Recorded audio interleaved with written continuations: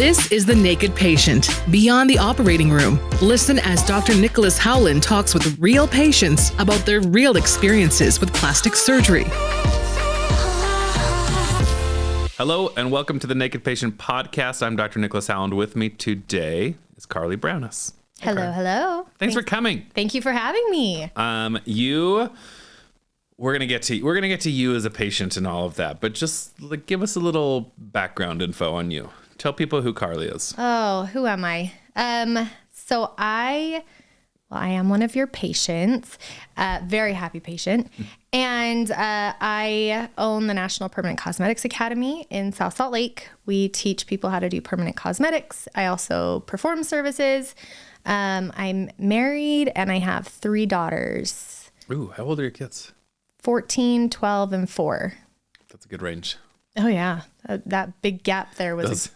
Those 2 older ones are right about prime time. No, you know what? They're years. so good. They're so good. Like best kids ever. I'm really lucky, but I've been through enough shit that I told them, guys, we've been through it. We've been through the ringer. So just be good. Just don't be bad. And then they've listened so far.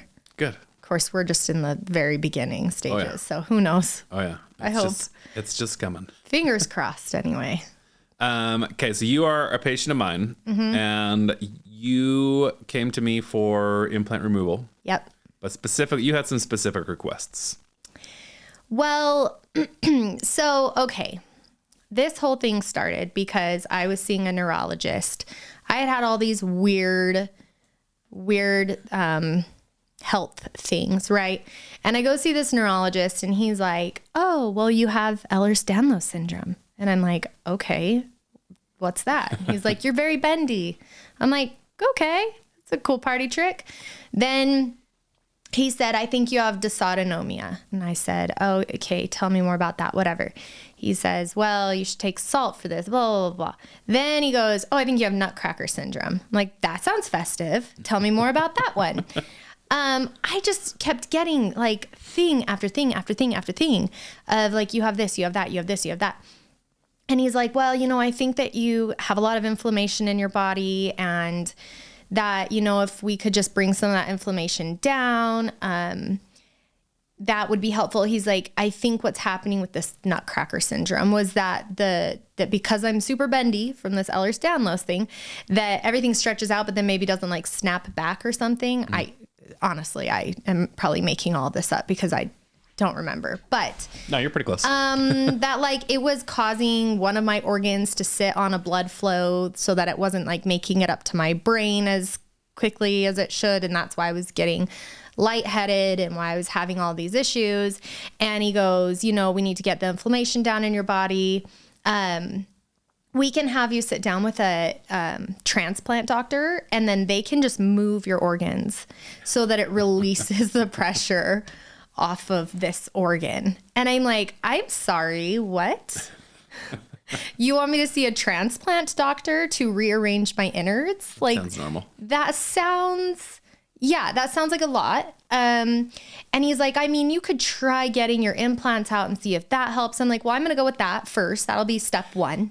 Let's just not jump right to the gizzards." Like, that was intense. So there's a lot of people who would prioritize that the other way. They might. Don't touch the breasts. Don't touch them. Move the spleen, the kidneys, whatever. Do not touch the breasts. I know. I mean, obviously I wanted to feel better. So I got on some of these like breast implant illness groups, right? Mm-hmm. And there's just a lot of people out there talking about it and yada, yada, yada. So I'm like, I'm definitely going to try this first. I'm going to see what this does. And then if it's still bad, then I guess, I don't know. I guess I will have to be hung, drawn, and quartered or whatever he was planning on doing.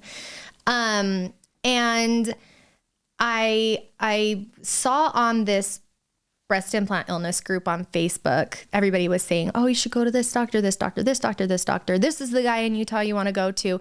It's really important you get a capsulectomy. It's really important you do this. You have to get all the stuff out and all the blah, blah, blah." And I'm like, okay. So I go to this one doctor and I get, go through a consultation with him.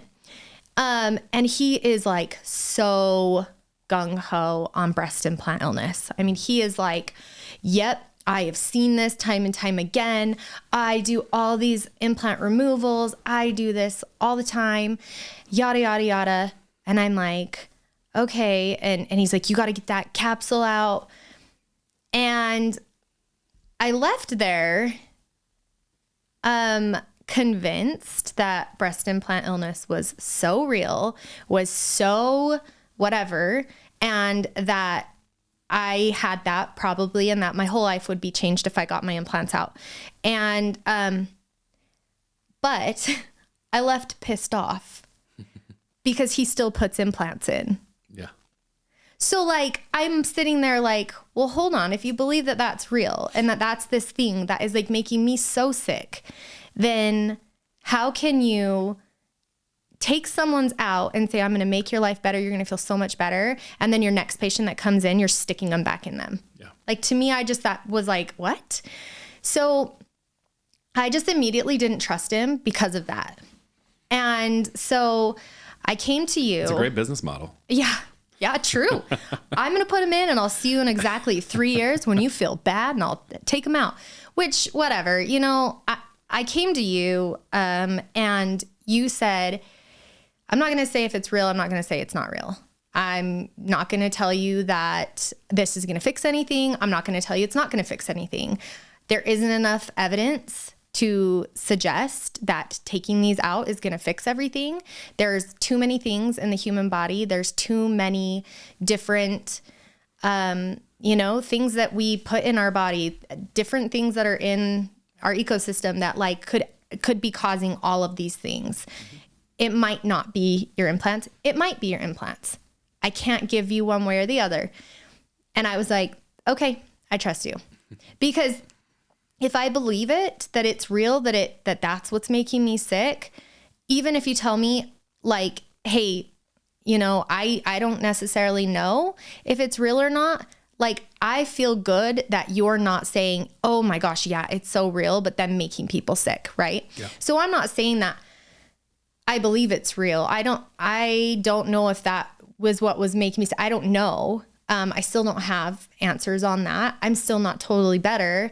And I've done a million other things between taking out my implants and today that I do feel better. But to me, it's just the fact that you were so willing to say, I can't give you an answer one way or the other. You're not like, you weren't sort of lying to patients and say, because I don't know, maybe that the business model is like, oh yes, take them out. That's a person on my table.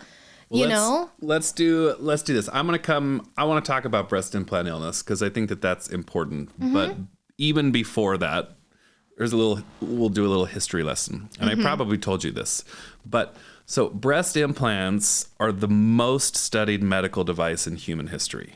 Like not even close. Mm-hmm. And the reason is back in the 60s, breast implants get developed by two doctors down in Houston, Texas, where I trained. Shout out. And so immediately women start getting breast implants. Like, oh my gosh, this is life-changing. This is amazing. In the 90s, Connie Chung does a 2020 report. You're too young probably to remember 2020. Oh no, I remember. Okay. I'm not that young. Okay. I think we're pretty close. Yeah. But Connie Chung does this 2020 report one night, and this early 90s, and she says she interviews all these women that have all of these different conditions: rheumatoid arthritis, fibromyalgia, just sporadic joint pain, psoriasis, and just interview after interview after interview talking about their symptoms and how sick they are, and they have brain fog and fatigue and pain. And at the end of the special, she says, and the common thread with all these women, they all have breast implants. Therefore, breast implants cause autoimmune diseases. End of 2020. Overnight, every plastic surgeon in the country is sued. And the plastic surgeons said, hold on, Connie Chung, hold on. Dow Corning made these implants for us. Dow Corning was a big chemical company back in the day who created these implants. And they've done all of these safety studies for us and have assured us that they are very, very safe. And Dow Corning came back and said, yeah, all those studies we said we did, we didn't do any of those studies. Oh. And so the plastic surgeons get caught with their pants down, and the FDA comes in and says, we're going to put a moratorium on silicone breast implants, meaning you cannot put these in anybody for cosmetic purposes until you can prove to us that they're safe. So for the next 10 years, plastic surgeons have independent researchers. So actual plastic surgeons, non-plastic surgeons, people not affiliated with Dow Corning or implant companies, just do study after study after study of silicone breast implants. Are they safe? Are they safe during breastfeeding? Is silicone leaking out of the implant safe? And over, they showed that they were safe. And so early 2000s, FDA comes back and says, okay, looks like they're safe. We're going to let doctors put implants in again. In the last 10 years or so, breast implant illness has started to gain a lot of traction. They even, just in the last 2 years, slapped a black box warning on implants, telling doctors that they have to discuss breast implant illness. That being said, and so breast implant illness is this idea that the breast implants themselves can cause those types of symptoms or disease models. So pain, autoimmune conditions like rheumatoid arthritis, fibromyalgia, that kind of stuff. However, the biggest studies that they've done, there's not been one yet that shows a direct cause and effect, that implants cause those things. The biggest study that they did to date, they took all these patients who had those symptoms, they took their implants out, and almost immediately they all felt better. And then they followed up 6 months later, and over 90% of the patients had their symptoms back. Yeah, I think you told me that. Yeah. And so there's a big placebo effect to coming into your doctor saying, I feel like shit, take my implants out, and you get them out and you feel better. So at the end of the day, for me, I'm a plastic surgeon, but I'm at my core a scientist. And so I want to follow the evidence and I want to follow what we know. And right now, we don't know. Yeah. And so I have a discussion with patients that is the difference between correlation and causation. Because do I take these implants out? Yes. Do I also put implants in? Yes. Because it's a foreign body, right? We're putting a foreign, just like a knee implant, a hip implant, anything else, it's a foreign body. Your body knows that. And so that causes inflammation and it causes long-term inflammation. For most of the population, I think that's fine. And I think their body can adjust and deal with it and does just fine. But I do think there's that small subset of patients who are like, oh, foreign body, fuck you, I'm going to go do this. Yeah. And I'm going to give you all of these other things. And so, like you said, when patients come into me, first I tell them, I don't think you're crazy. But then I do say, but here's what we know. Right. And so I'm going to be honest with all of my patients. So I can't look at you and say, let's get these out. You're going to feel so much better. Right. I say, maybe. Which you didn't tell me. And I liked that. Truthfully, because I think if you believed that I would feel better, you wouldn't put them in people. No. And I just, since having them out, I mean, I wanted to do anything I could to feel better. I mean, really having surgery to try to feel better. I mean, that's pretty, I was feeling pretty lousy. I had my implants out January of 2020, right? No, 2021. Yeah. Yeah, January 2021. And I also at the same time was seeing a hormone replacement doctor. Shout out to Sherry. She's amazing. And I have seen a huge change, a huge just overall change in my health and how I feel. I don't want to say that it's from having my implants out. And I don't want to say that it's totally from looking at my, my hormones. I don't know. I don't know. Cause I kind of did it all at the same time. Sure. I made a lot of big changes. I don't eat gluten anymore. I mean, if I can help it.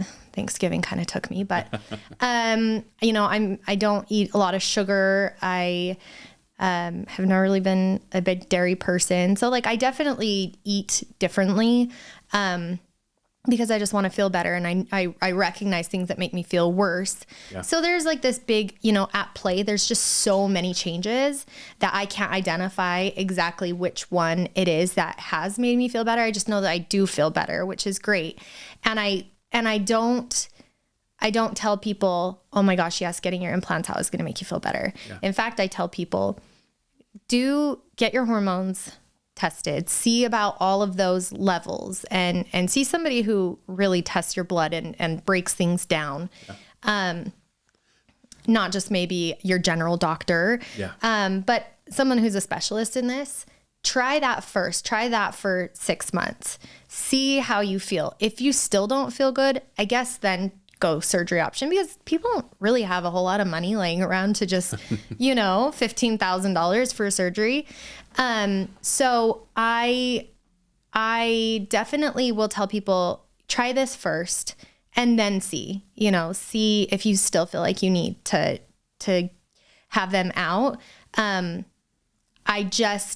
I think it is a bit of a jump just to say, oh, I'm going to get these out and then I'm going to feel better. Oh, yeah. Even if I had just taken them out, I don't think without making any other changes that would have helped. Like my body still clearly, if it were implants that was causing it, my body would still have to detox or something. Mm-hmm. I would still have to make some changes to help my body kind of get used to, not having them in or whatever, the inflammation, so I don't think it's like a cure-all by any means. No, not at all. If I was doing I love that you talked about hormones and diet. Like if I was doing a study to look at breast implant illness, like one of the first things I would do is compare people getting their implants out on like you could control it simple. Just say no refined sugar. Mm-hmm. You do a whole branch of the whole arm of the study has implants out, no refined sugar. A whole branch has implants out, whatever current diet they're on. Right. And then you didn't have their implants out and didn't do the refined sugar, the way you would design a study.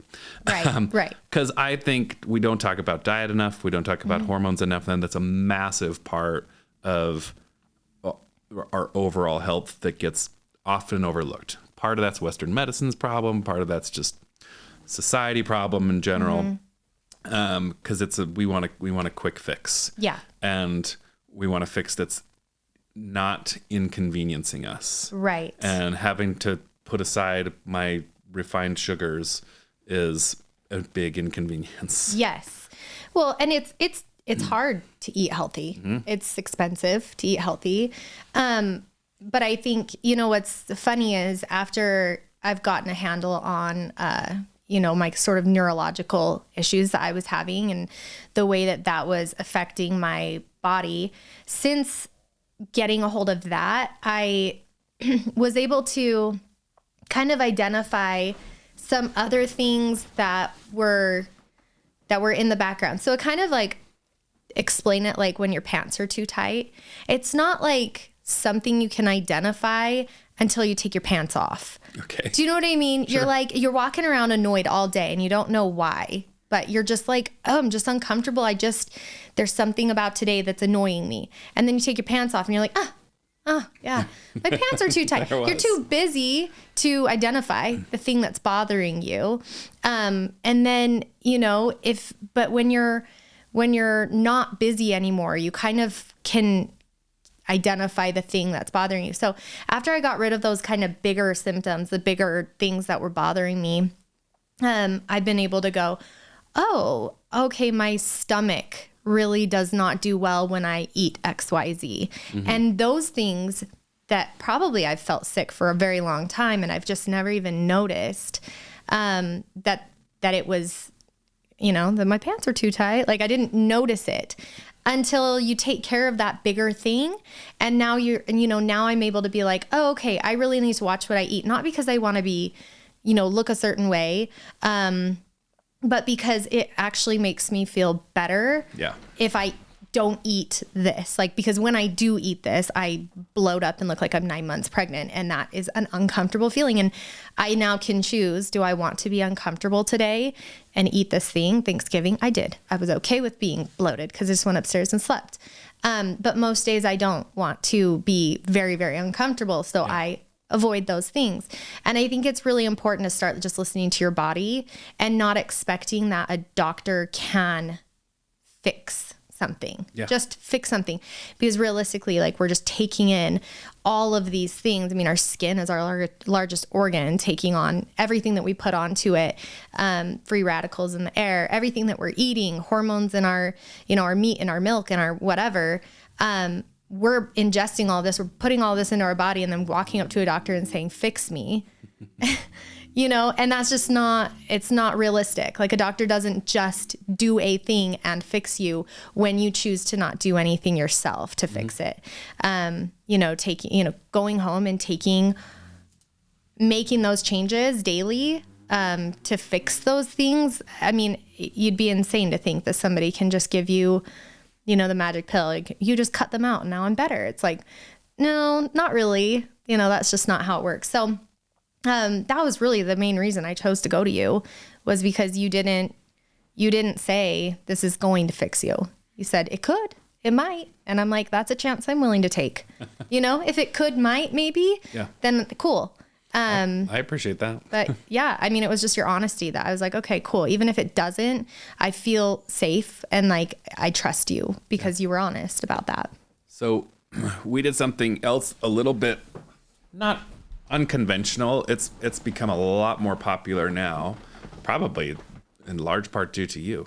Well, I mean. But so we were going to take these implants out, but we wanted to maintain some volume. Right. And so we decided to fat graft your breasts. So we did liposuction all the way around and then took that fat and grafted it back into your breasts. Yep. And that you had seen other people do this. Actually on that breast implant illness group I was on on Facebook, there's a doctor out, North Carolina or something. Bednar, I think his name is. And I guess he's like the guy for fat grafting. Although I've seen a lot of, I don't know, I think there's like a little bit of some weird stuff with that. But I was like, okay, well, what is this? Like, what does that mean? What do they do? And then, I mean, to be fair, if that had been a thing back in the day, not that I probably had enough fat back when I first got my implants in, but had that been an option, I would have chosen that than to put, implants in. I definitely would have chosen it. I mean, but so I thought, well, it'd be great, because I was really worried about how I was going to look. I have 3 kids. Sure. I was really worried I was just going to be deflated. I don't know. I mean, I got my implants at 22 years old. Yeah. I'm 36 now. I got my surgery at 34, I guess. Yeah. And I was like, oh my gosh, what are these going to be after this? Like, if I got these out, and I had heard about losing, you might only keep 30% or 50% or whatever it was. And I just thought, well, it's better than just take what you get. Yeah. And I had seen some before and after pictures that were promising. And I saw some that probably should have made me not go through with it, but I just thought I want to feel healthy, but I don't want that to in turn into a mental thing. Yeah. Right. Well, you were lucky too, from the standpoint that you did not need a lift. Right. And so in my patients that need a lift, especially if we're doing like a full implant removal and taking the capsule out, I usually will stage that because it's just safer for blood flow to the nipple. And so we'll take the implant and the capsule out. We'll put a little bit of fat in there to kind of keep it from sucking down too much. And so that's 2 operations. You should have been done in just 1 operation. Well, It's funny because I post all the time on the Facebook groups and stuff, and I call it my wonky boob, like my wonky tit, because I do just have one that even before getting implants, I knew was larger. And I think that getting it all done in one, that is such a tall order for me to ask you to be able to tell after you take them out what size they are and how they're going to retain and then fix the asymmetries in them and all the stuff. And so I did end up where one was just naturally bigger. So I probably, got the same amount of cc's or something, lost the same amount, but I probably just had a little bit more in one of the breasts. But I also thought they were too big. So I came back and had you lipo some out of them because they were too big. So I had you take some out and then put that into the one that was a little bit smaller. And now, I'll just say it. They look great. I look great. You do. They look fabulous. Yeah. And I feel... That's why they go on my Instagram every other week. I'm like sending you all the photos just in case you want to post it. I don't know if you want to or not. I don't know, maybe. But yeah, I feel like they just look... so natural, which I love. And I didn't want to be as big as I was because I want to say I was like a double D. And now I think I'm like a full C. Good. And I feel like that fits me better. Oh, for sure. Because I'm small. Yeah, you're very petite. So the fat grafting is still a little controversial, especially to the breast, because you'll get radiologists or radiology techs who will want you to avoid it because fat grafted in can scar and can look like cancer. So all the studies that they've done so far have shown that the fat grafting in the breast does not increase the risk of cancer. It does not prolong the detection of cancer.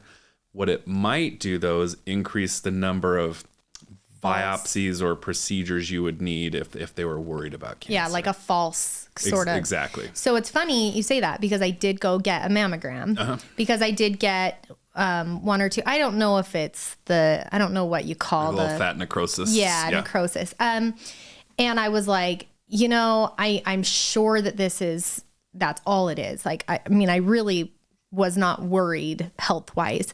But I thought to myself, you know what? If nothing else, this gives me a good baseline for me to get to know my body again. Because again, I can't rely on, doctors to know more about me than I do. Yeah.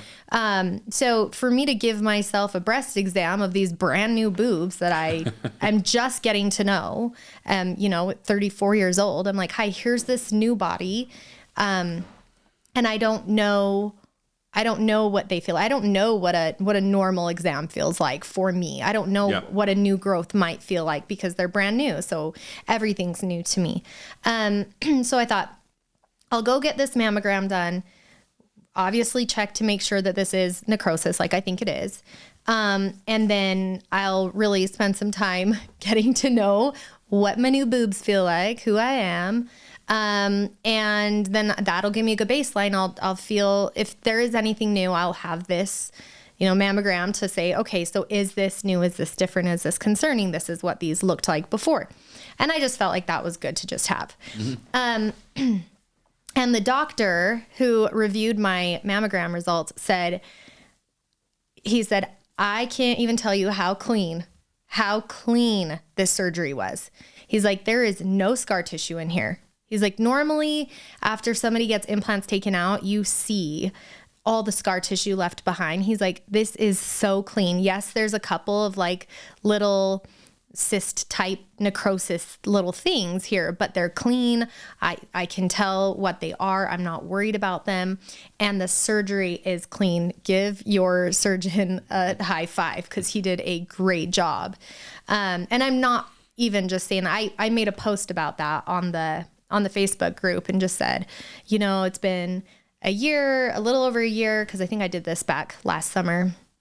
It's been a little over a year since I've had my fat grafting done, and I just had a mammogram done, and I have to tell you what the doctor said.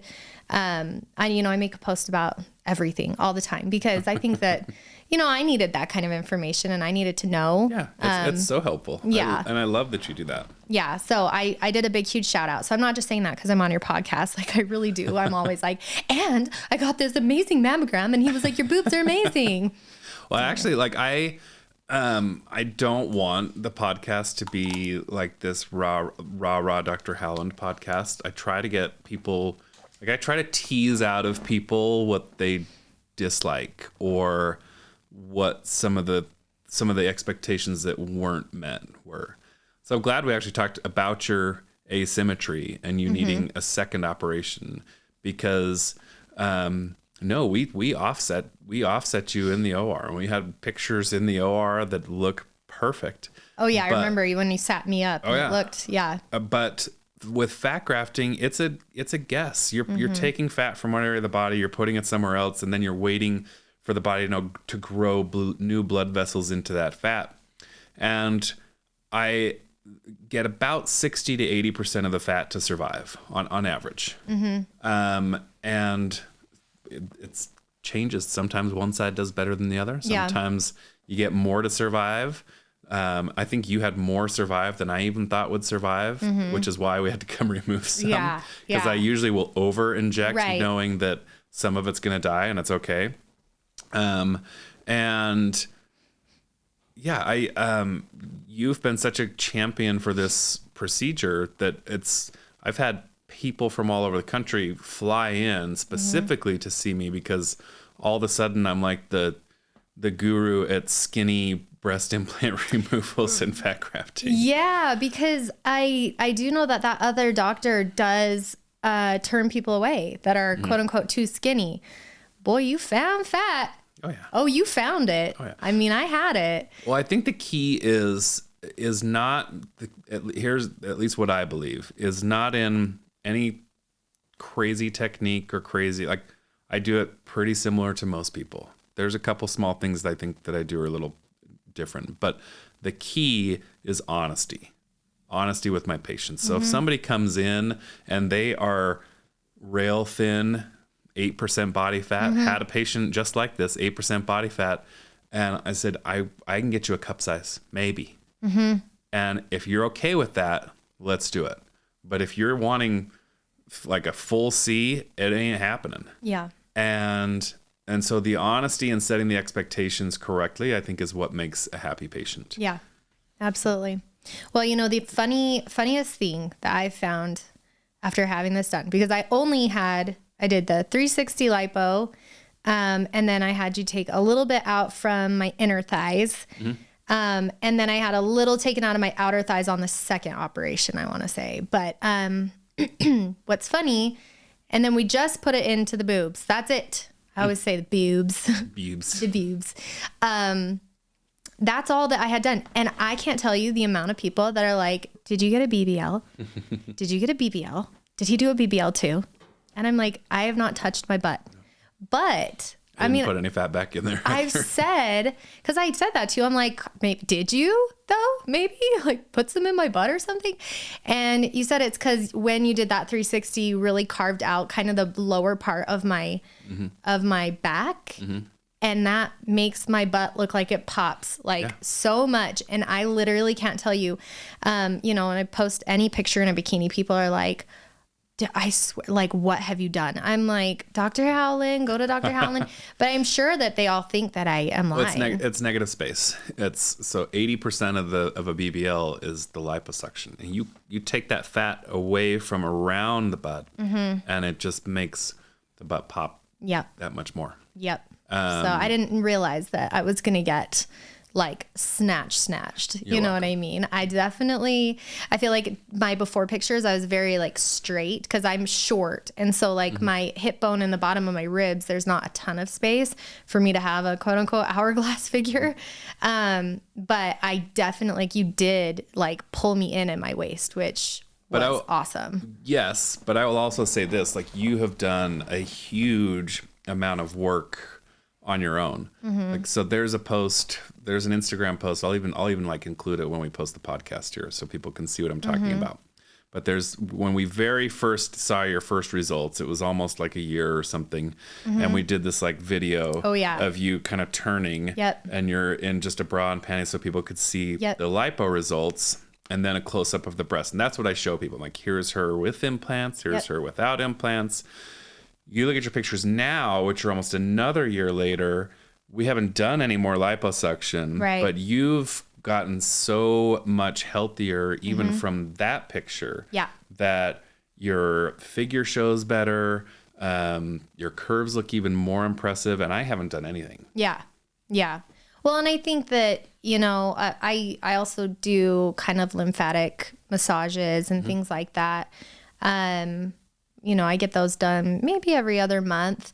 And I think that is super helpful. Just massive. Like people should just do that. Like if you're just like feeling kind of crummy, like, or just not yourself, go get a lymphatic massage. Like for some reason, it's like, you know, do that in a spray tan and you're golden for, you know, a couple weeks or so. And then you might fall into a slump again. But no, those help me a ton. I feel like with just water weight and all sorts of things. But, you know, it's not what people want to hear, but there is no like magic.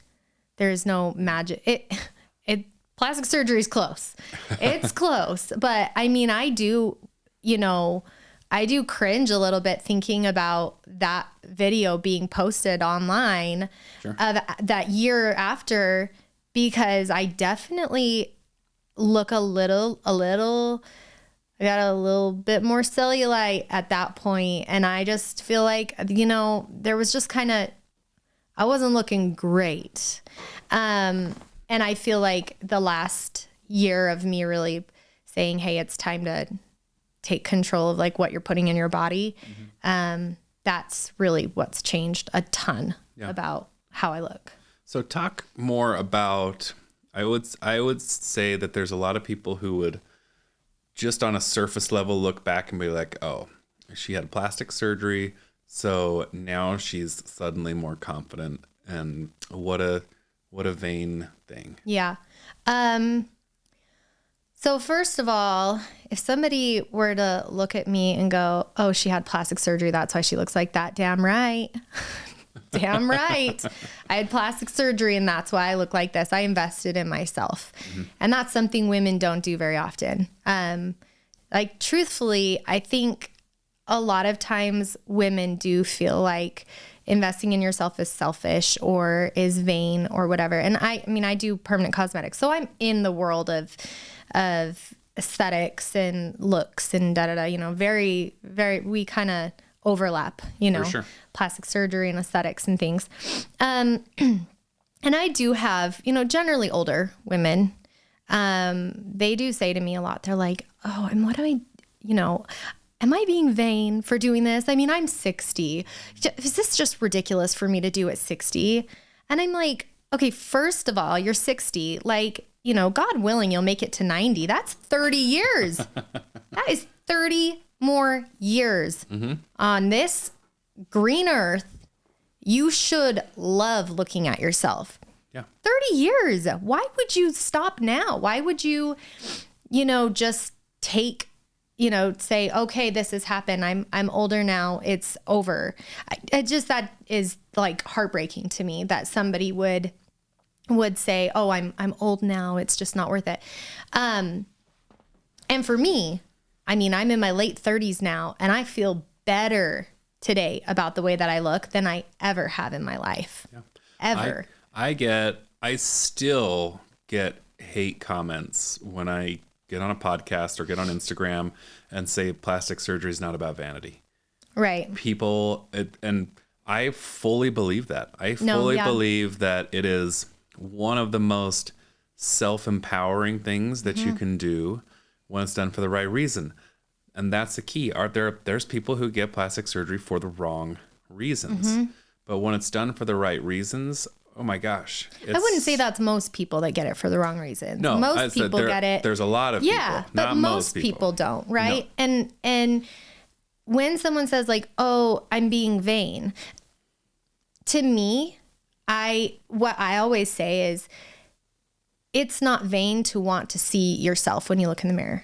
Yeah. And as you get older, you know, I mean, for plastic surgery, I mean, after breastfeeding, skin laxity, I mean, we're just losing collagen year after year, and things are just falling and things are happening, and we're losing, you know, the fat in our face that makes our face full, that makes us look youthful, and we're losing the color in our lips, and we're losing, you know, we're losing hair, and we're getting hair where we don't want it, and we're getting all these things are happening to us. And one day you just look in the mirror and you don't recognize yourself anymore.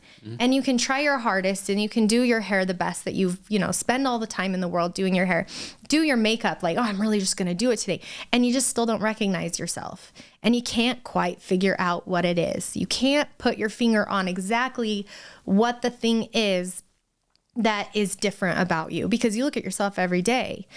And I can tell you, not hardly ever do I have somebody bring me in a picture of someone else and say, I want to look like this person. They always bring in a picture of themselves younger and say, I used to have these big brows. I used to have this. I used to have these full lips. They're asking me to make them look like them, not like someone else. And to me, that's not vain at all to say, hey, I would like to look in the mirror and recognize what I see.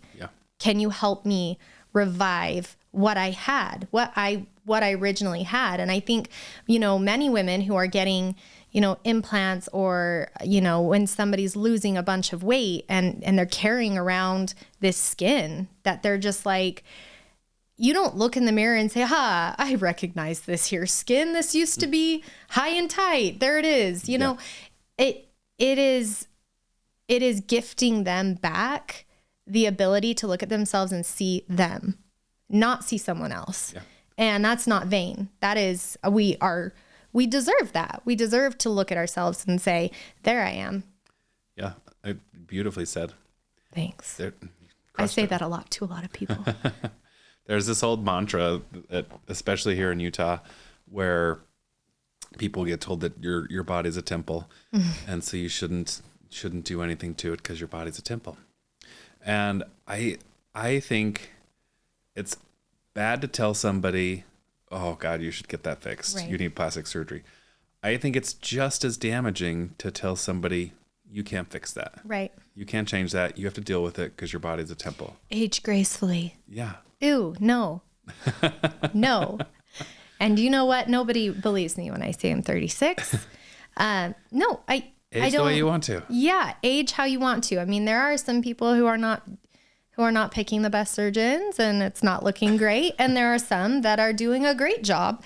And you know, everybody's, what's the secret? I mean, it isn't a secret. You know, there's no secret that, you know, so many of the beautiful women, Jane Fonda and, you know, Sharon Osbourne, who you're just like, you're how old and you look like this? Like, Madonna's one that's not seeing.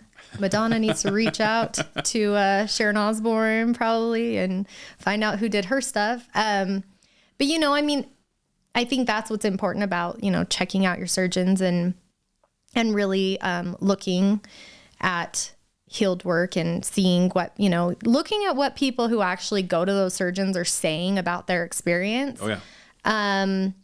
You know, and then just say, you know, is that right for me? Would that make me feel better? If it does, go for it. Absolutely. Yeah. You still have to do internal work. For sure. Like and just like, that's why I love kind of that, looking back at that old picture of you, because I'm like, oh yeah, I made a pretty big difference, but damn, she went and really did some internal work and did some work on her health and did some work on her nutrition and her hormones. And now, okay. Yeah. Like, it's such a synergy effect that it can have. But. Yeah.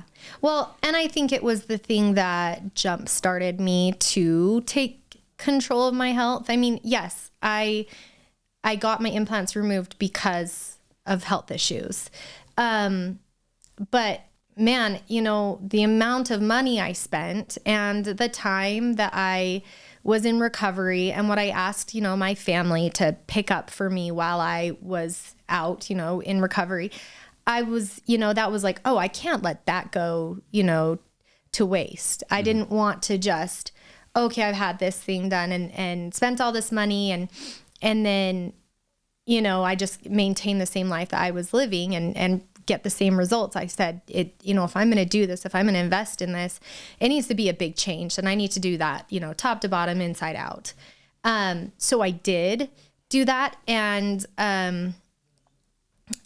you know, so it was my health, and then it was, you know, the financials.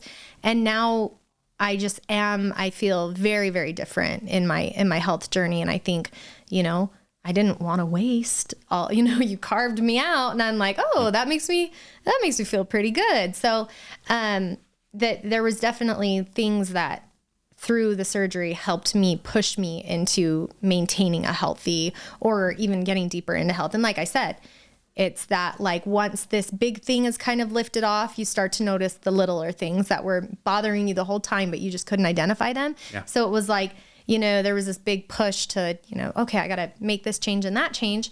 And because I, you know, had spent the money, I was like, I really need to invest in the whole thing. And it was a good jump start for me. So I felt good. Is there anything you want to promote? Or celebrate?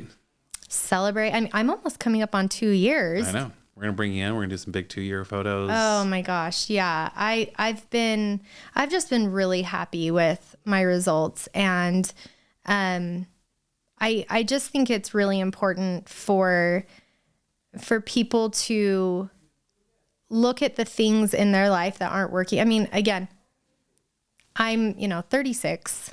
I've got, I hope, a lot more years left in me. And I'm feeling better today. Better about who I am, how I look, how I present myself to the world. I'm feeling better about myself now than I ever have.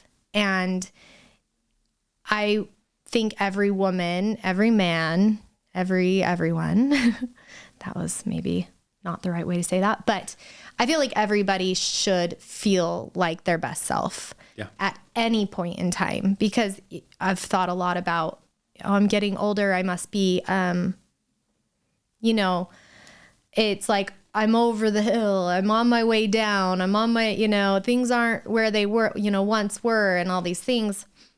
And it's funny. That's not even a real thing. Like, sure, would I have loved to have found this confidence at 27 and had 10 years of this confidence?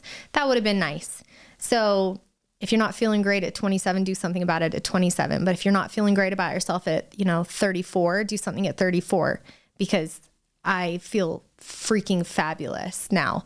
And I know that will pull me through a lot of years. And if I start not feeling great about myself at 49, then I'll do something at 49 to help me feel good, because there's just so many years left on this earth that we should feel amazing at every single point of it. So if you don't feel great, make some changes, prioritize yourself and your health, and, you know, do the research.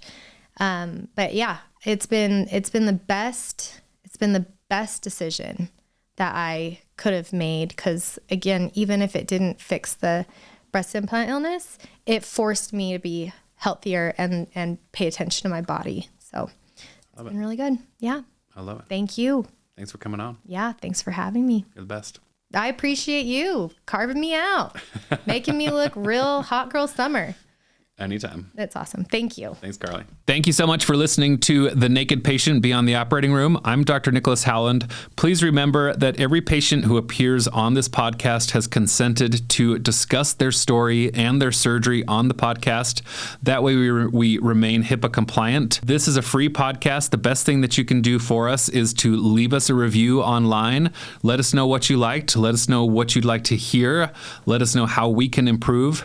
If you are curious about anything related to plastic surgery, you can reach out to me on Instagram at Dr. Nicholas Howland, and I typically respond there, or you can reach us at the office at 801-571-2020, or we have an online form you can fill out at the website, www.howlandplasticsurgery.com. Any of our coordinators would be happy to help you. Thanks again for listening. Thanks for listening to the Naked Patient Podcast. Stay tuned for the next episode. Till next time.